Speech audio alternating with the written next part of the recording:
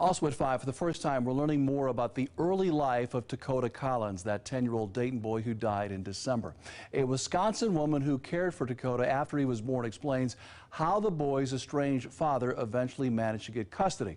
And 2 News reporter Adam Rife live in the newsroom with more on that very important conversation. It's new here on 5 on 2.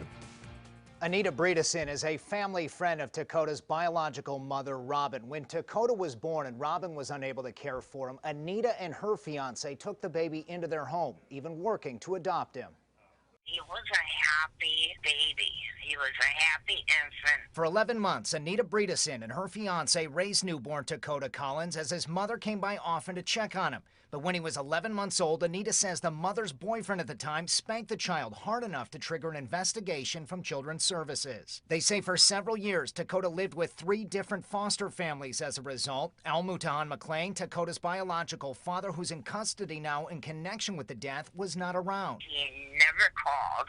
He never saw Takoda until he got with, I suppose, Human Services or Child Support would have gotten a hold of him. Anita says McLean came for him out of the blue one day. He came to Wisconsin and did a DNA test, and he was Takoda's father.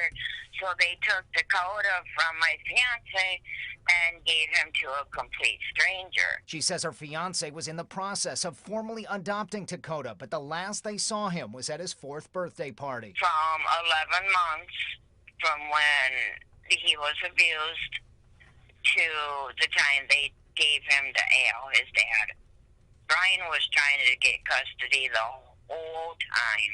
Anita learned of Takoda's death the day after it was announced in December. She says she didn't believe it at first, then was angry. Now she's just sad. People need to know that Takoda was very, very loved. He never wanted for anything. He was a happy child, even when he was in foster care.